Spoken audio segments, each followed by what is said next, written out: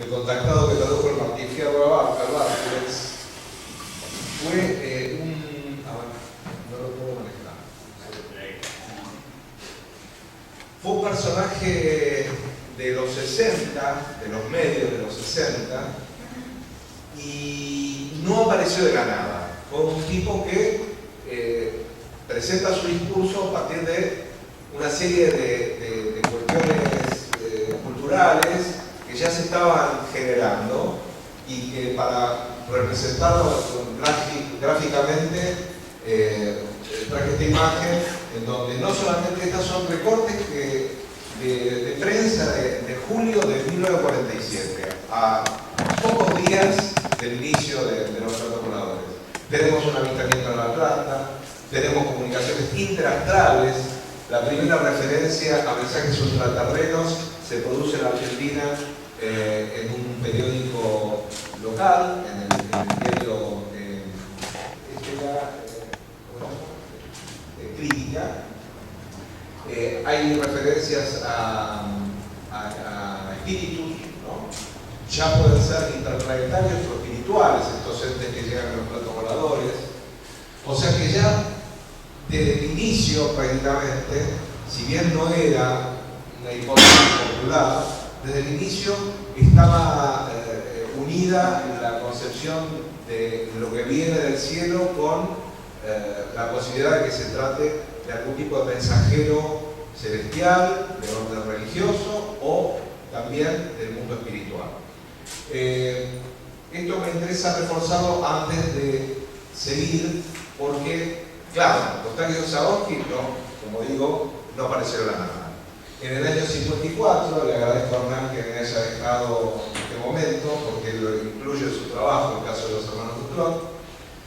En el año 54, un grupo de espiritistas suben a la azotea del Cámara a tener un encuentro pactado previamente con extraterrestres con los que se habían comunicado a través de sesiones espíritas. En realidad, más que extraterrestres, si era una especie de asistente de una nave que fue incorporada por un ingeniero que estaba en contacto mediúnico con ellos. Es así de complicado. Porque en ese momento todavía no estaba extendida esta idea que simplifica mucho las cosas, que es la de la telepatía, ¿no? O de la canalización directa con extraterrestres. En ese momento, en esas primeras experiencias, los hermanos Duclos, sobre todo Jorge Duclos, que era quien canalizaba a este ingeniero, él entraba en trance, cambiaba el tono de su voz, perdía el conocimiento supuestamente, y su voz era la voz de este ingeniero. Este ingeniero decía cosas, traía mensajes del mundo espiritual, y un día le preguntan en una de estas sesiones por los extraterrestres, ¿qué son los platos voladores? Y empieza, ¿no?, a recibir mensajes de este ingeniero, empieza a incorporar a esta asistente del piloto de una nave de Ganímedes. Esta nave de Ganímedes, Ganímedes sabemos que es el satélite de Júpiter más grande del sistema solar, más grande de Júpiter y el más grande del sistema solar. En esa época estaba más o menos presente en los medios. Eso es un tema que todavía me gustaría determinar bien. Y que tiene que ver, lo traigo a colación porque tiene mucho que ver con la historia de Sahorsky. ¿Por qué? Porque Sahorsky también tuvo, ahí vemos a los hermanos Duclos. ¿Sabes que no consigo utilizar? Bueno, tenemos algunos otros ejemplos. En el año 38, Benjamín Jair Parravicini también recibe mensajes pictográficos en los cuales se comunica con navieros interplanetarios que proceden de Ganímedes, reciben mensajes de tipo religioso, reciben mensajes. Cuando digo que reciben mensajes, y le pido por favor no lo entiendan literalmente, o sea, es lo que él dice, ¿no?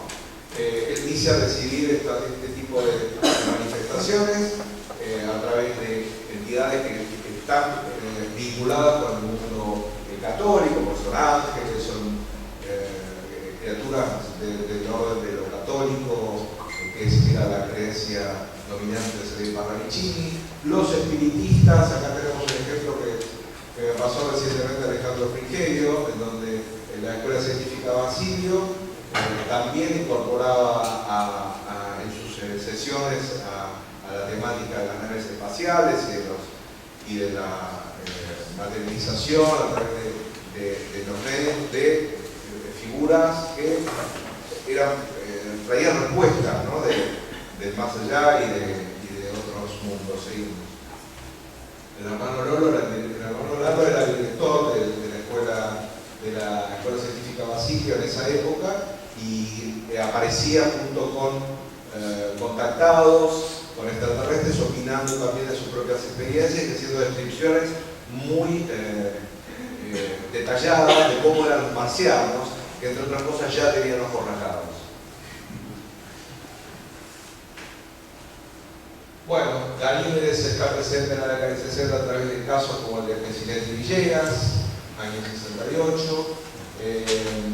Bueno, es un caso que no voy a desarrollar, pero en donde también los seres con los que se encuentran estas personas que están en un casino en Mendoza tienen un encuentro con 5 humanoides, dicen, y dejan grabado en la puerta del automóvil de uno de ellos, un mensaje en donde se ve claramente que es una representación del sistema solar y hay como una marca donde estaría Júpiter y según la interpretación que hace un ufólogo mendocino sería Ganímedes la indicación de la procedencia. Por eso es el titular. Bien, de Ganímedes y Marte es la interpretación de un ufólogo local. Otros contactados de la época, año 65. Eustaquio Zagorski, que es la persona que se está sujetando las orejas en el centro,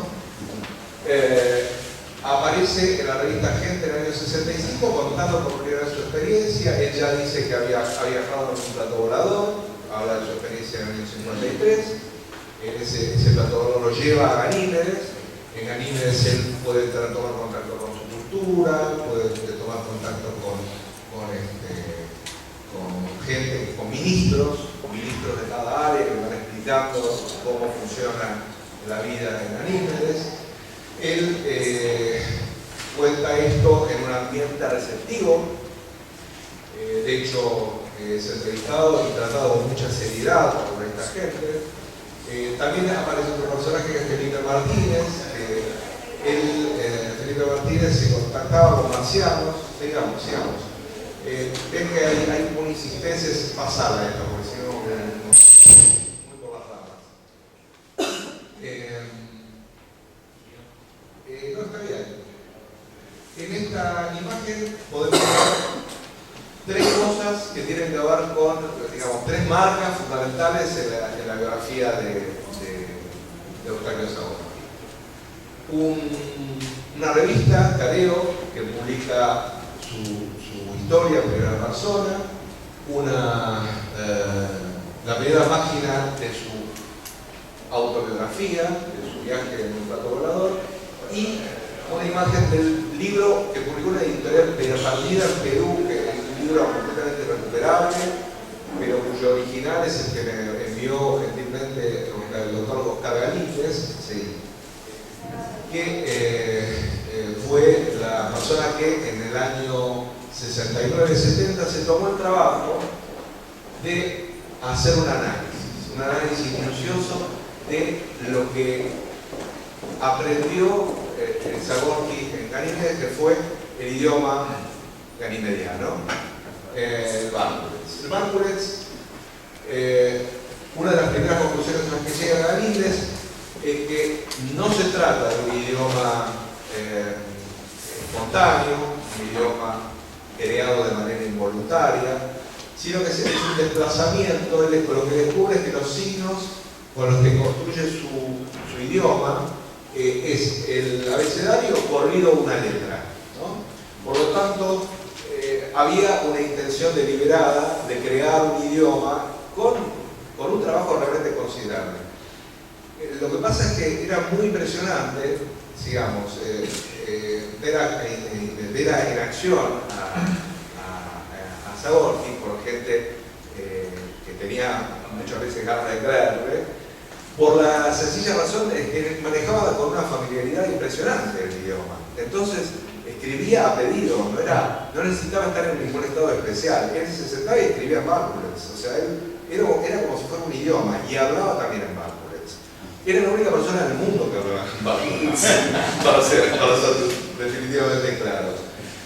En el año 2006, yo me encuentro con una referencia en un catálogo de traducciones de Martín Fierro, en el único catálogo de traducciones que hay del Martín Fierro, que escribió un historiador de la Fuerza Aérea, que curiosamente estuvo a cargo de la edición de la Fuerza Aérea de la década del 60, uno de los impulsores de esta actividad, de investigar y de tratar de identificar las formas de ovnis dentro de la Fuerza Aérea, Domínguez Koch.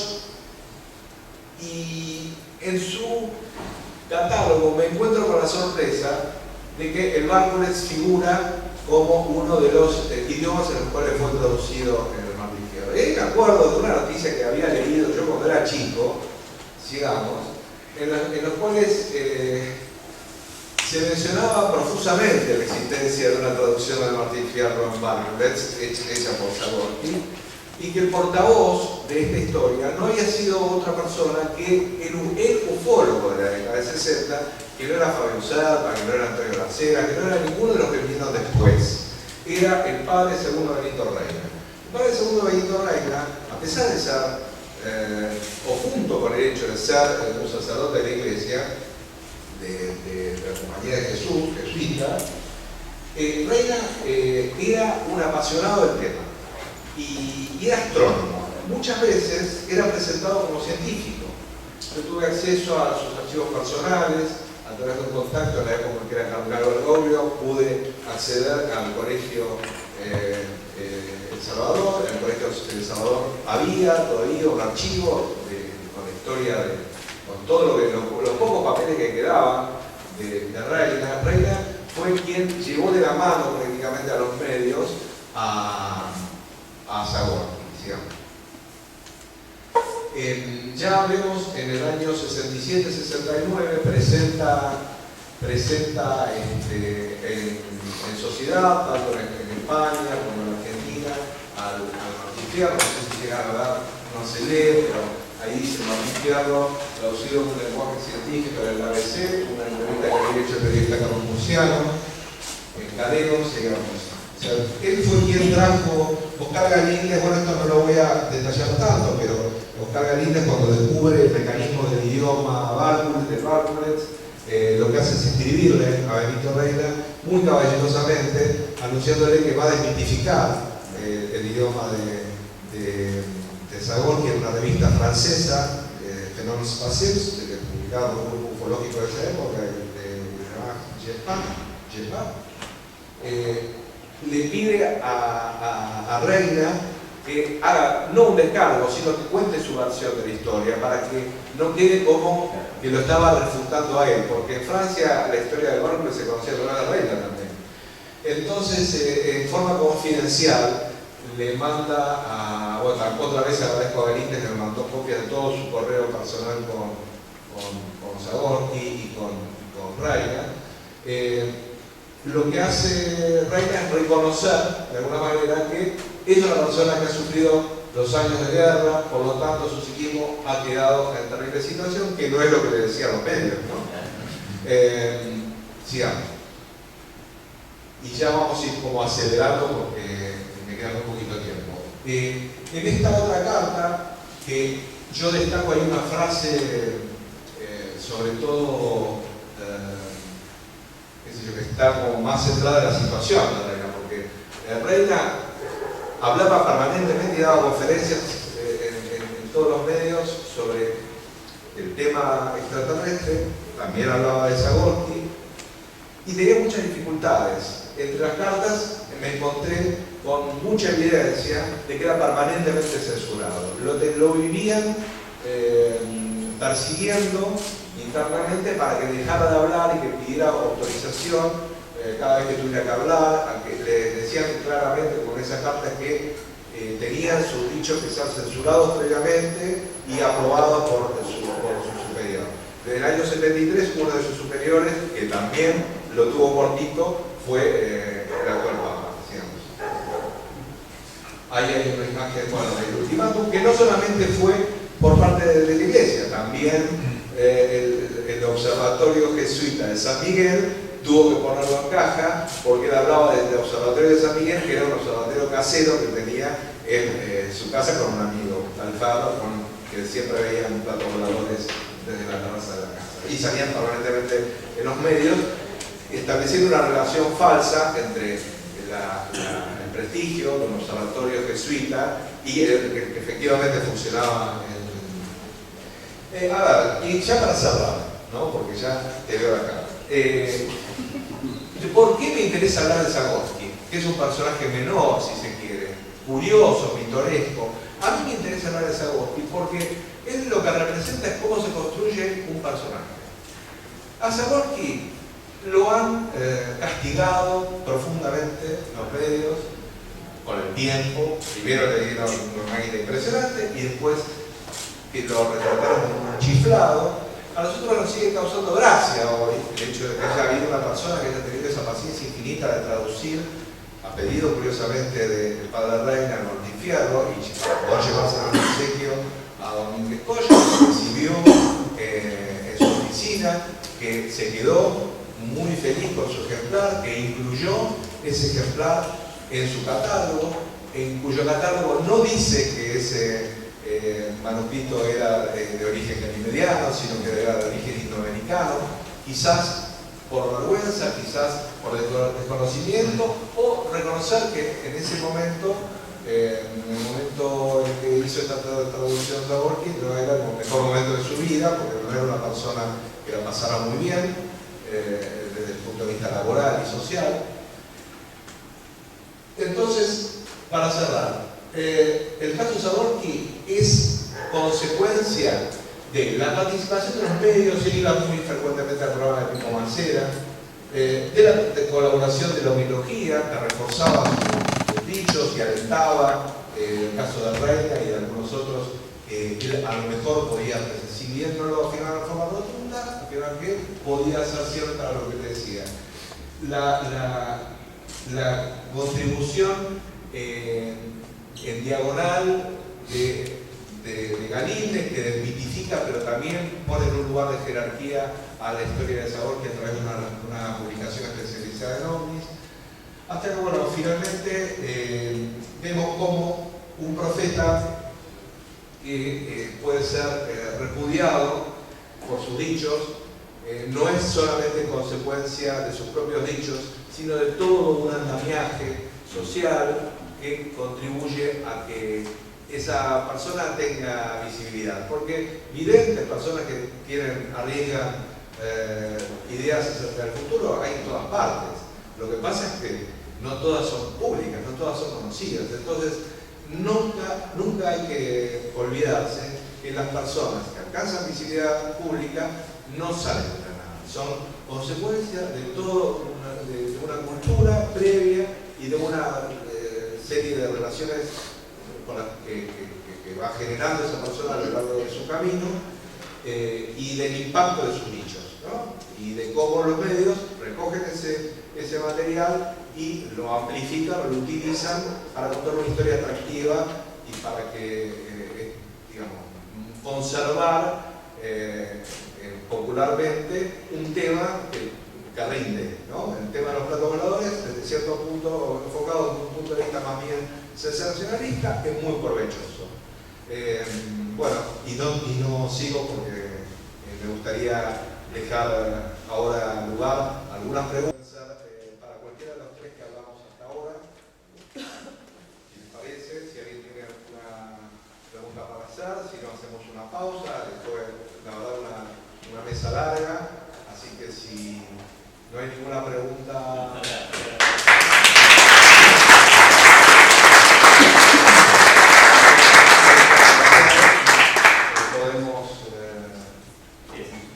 hacer una pausa y retomamos en 10 minutitos. ¿Eh? Ok.